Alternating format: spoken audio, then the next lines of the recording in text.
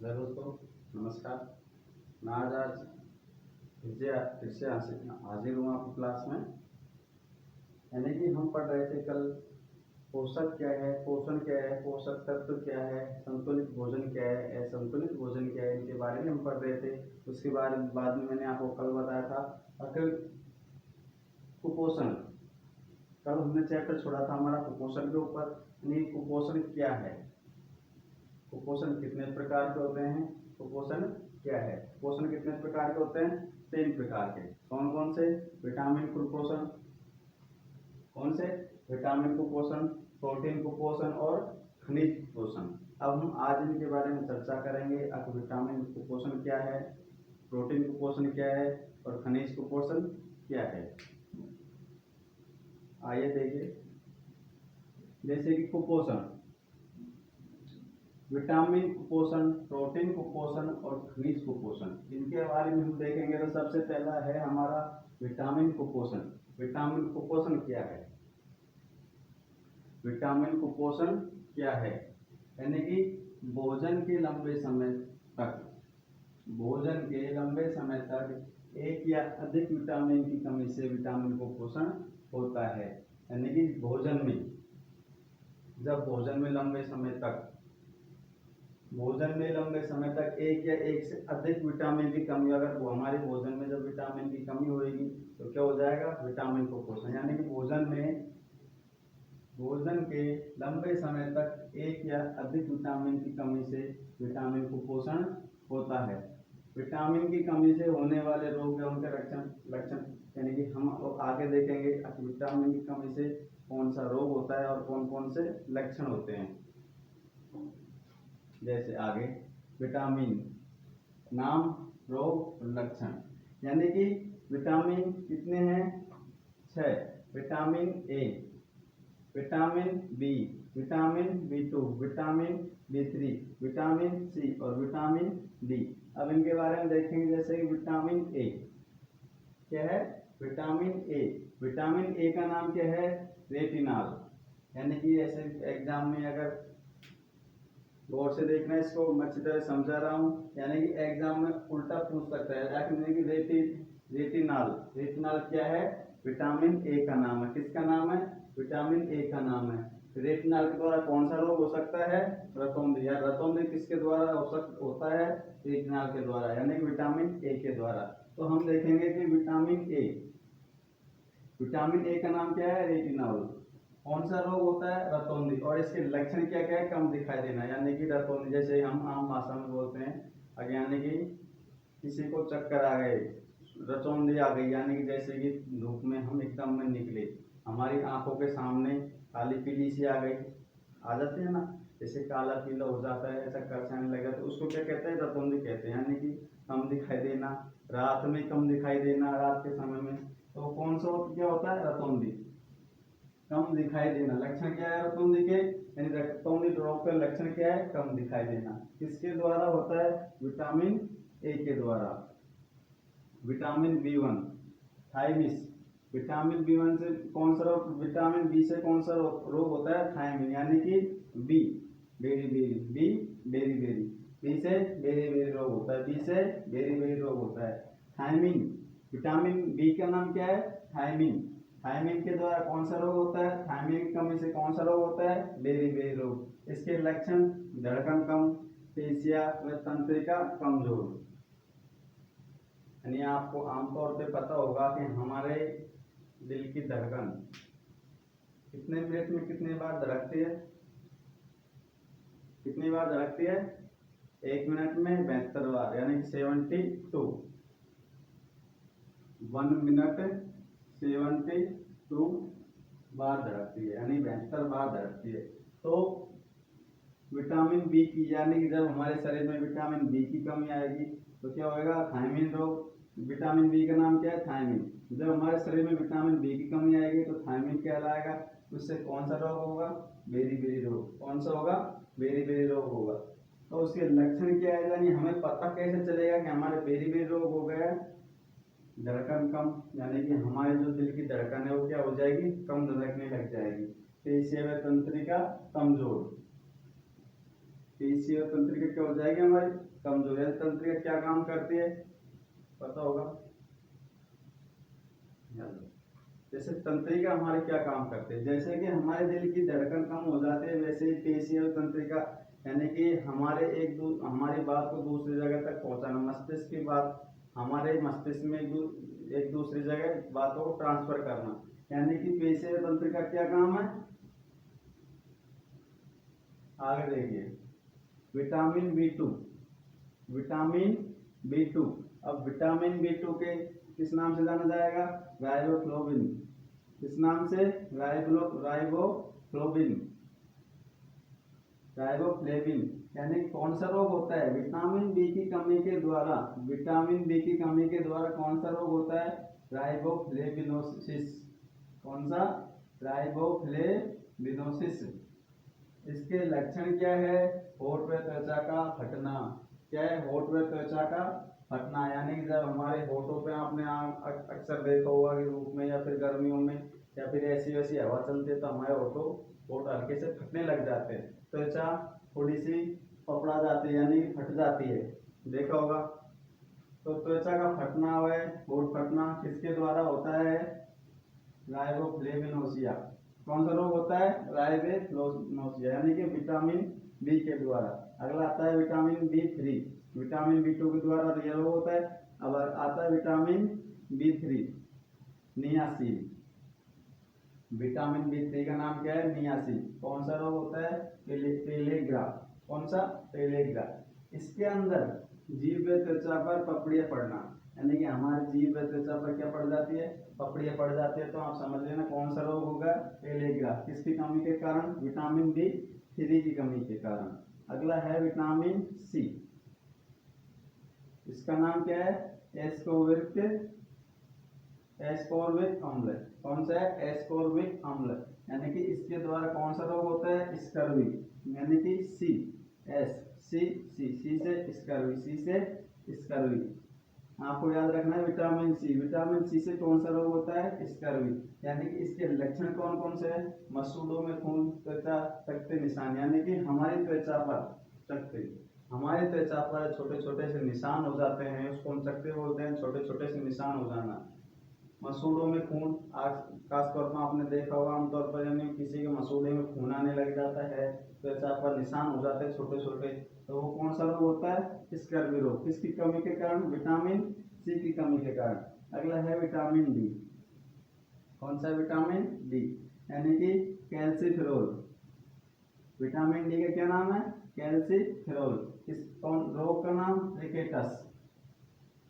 जानते होंगे रिकेटस रोग क्या है, पता है, रिकेटस रोग क्या है, यानी कि हड्डियां मुड़ जाना। रिकेटस के द्वारा हमारे शरीर की, जैसे आपने देखा होगा आमतौर पर छोटे बच्चे होते हैं जो पीलिया, सॉरी वो स्पोलिया से ग्रसित होते हैं, किसी का हाथ छोटे से होते हैं, किसी की हड्डी छोटी होती है, किसी के पैर छोटे होते हैं, तो यानी कि हड्डियां मुड़ जाना, कमजोर हो जाना। तो हमारे शरीर के अंदर हड्डियां कमजोर हो जाएगी, मुड़ जाएगी, तो कौन सा रोग हो जाएगा, रिकेटस। किसके कमी के कारण हो जाएगा, विटामिन डी की कमी के कारण। अब आपको देखना है, वापस एक बार फिर बोल रहा हूँ, फिर समझा रहा हूँ, आप देख लो, क्योंकि ये टॉपिक आपके लिए बहुत इंपॉर्टेंट है, इसलिए आप गौर से पढ़ें और अपनी कॉपी में नोट करें। यानी विटामिन कुपोषण, प्रोटीन कुपोषण और खनिज कुपोषण। विटामिन कुपोषण, भोजन के लंबे समय तक एक या अधिक विटामिन की कमी से विटामिन कुपोषण होता है। आप समझ गए विटामिन कुपोषण किसे कहते हैं। अगला, विटामिन की कमी से होने वाले रोग और उनके लक्षण। अब हमें देखना है विटामिन की कमी से कौन कौन से रोग होते हैं और उनके लक्षण देखने। जैसे कि विटामिन ए, विटामिन ए का नाम, विटामिन ए से कौन सा रोग होता है, रतौंधी। विटामिन बी से बेरी, विटामिन बी2 से राइबोफ्लेविनोसिस, विटामिन बी3 से पेलेग्रा, विटामिन सी से स्कर्वी, विटामिन डी से रिकेटस। विटामिन ए को हम रेटिनॉल बोलते हैं, विटामिन बी1 को थायमिन बोलते हैं, विटामिन बी2 को राइबोफ्लेविन बोलते हैं, विटामिन बी3 को नियासिन बोलते हैं, विटामिन सी को स्कोर्बिक एस को और भी कमजोर बोलते हैं, विटामिन डी को कैल्सिफेरॉल बोलते हैं। यानी कि आपको पता है जिसकी रतौंधी रोग होता है तो कम दिखाई देता है, बेरी बेरी होता है तो धड़कन कम, पेशीय तंत्रिका कमजोर हो जाते हैं, ट्राइबोफ्लोवेसिलिस होता है तो होठे त्वचा फट जाती है। इलेक क्या होता है, जीव त्वचा पर पपड़े पड़ जाना, जिसका भी मसूड़े में खून आना, त्वचा पे निशान पड़ जाना, रिकेटस हड्डियां मुड़ जाना और कमजोर हो जाना।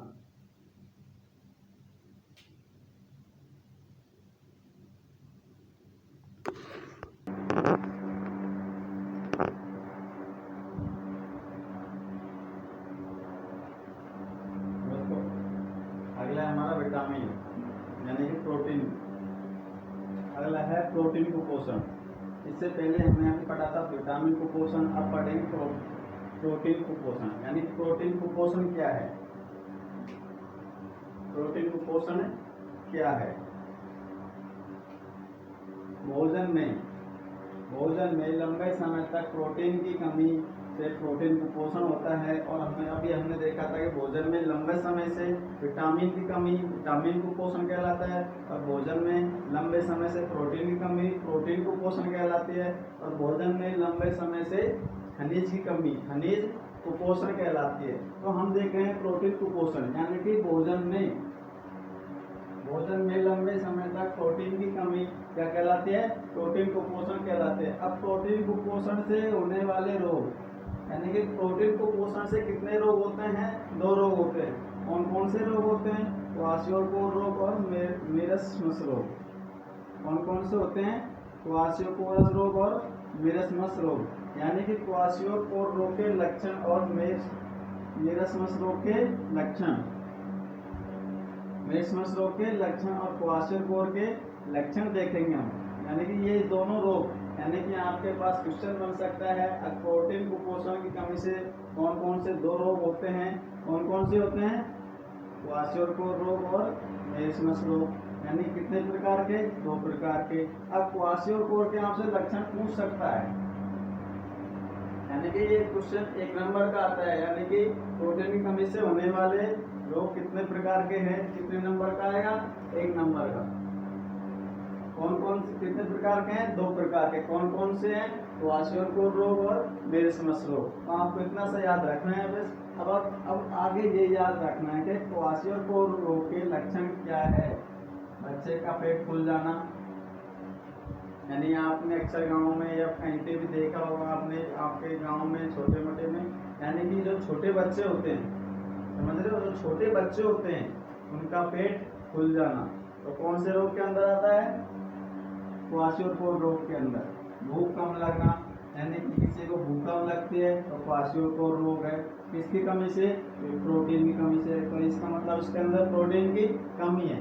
प्रोटीन की कमी है तभी तो बच्चे का पेट फूल रहा है, भूख कम लग रही है, स्वभाव चिड़चिड़ा हो जाता है। यानी कि स्वभाव किसी का चिड़चिड़ा हो जाना, यानी कि हर बात पे गुस्सा करना, कोई काम उड़ाते हैं तो उसको चिड़चिड़ेपन से करना, चिल्लाना, त्वचा पीली, शुष्क, काली, धब्बेदार होकर फटना।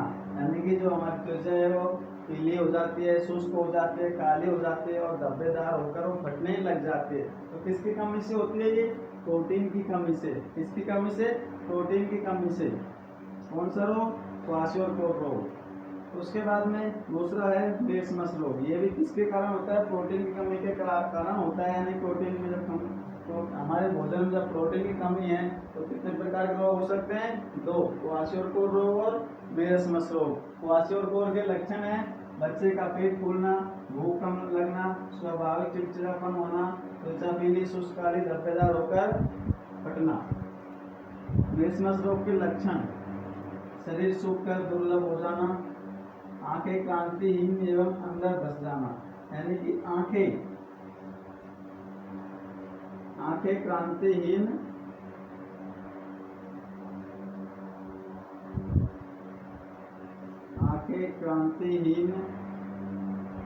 एवं अंदर धस जाना। यह भी किसके है? मेरस्मस रोग के। अब इन दोनों के उपचार, यानी कि जिस भी बंदे के अंदर ये रोग हो जाते हैं कहीं कहीं पे भी, तो हमें क्या उपचार करना चाहिए। हमने हमसे क्वेश्चन भी पूछ लिया आके, प्रोटीन की कमी से कितने प्रकार के रोग होते हैं, 2 प्रकार के।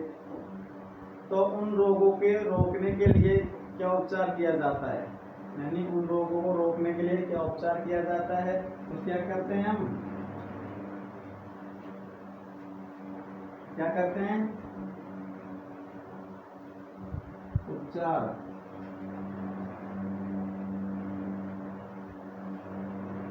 उचित मात्रा में प्रोटीन का सेवन करना,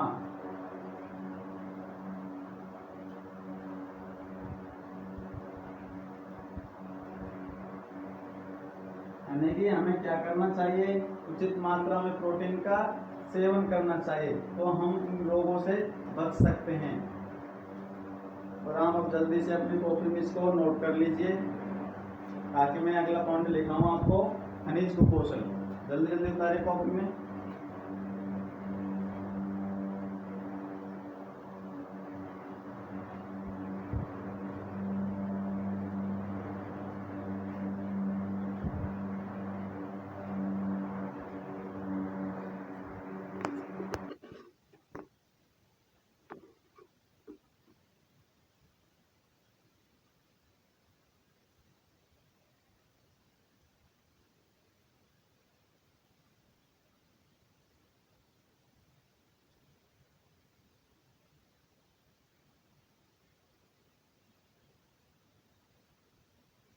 चलिए दोस्तों, अगला है हमारा खनिज कुपोषण।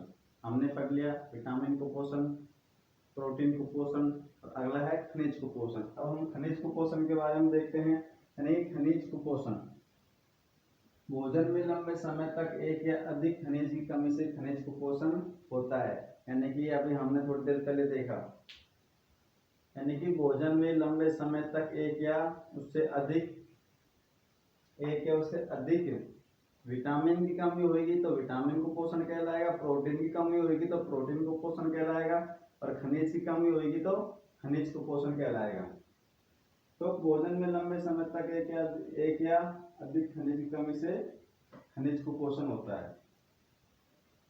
लोह तत्व की कमी, यानी कि खनिज के अंदर, खनिज कुपोषण के अंदर देखो, लोह तत्व की कमी, कैल्शियम की कमी और आयोडीन की कमी, इनसे कौन कौन से रोग होते हैं, ये सब खनिज के अंदर आते हैं।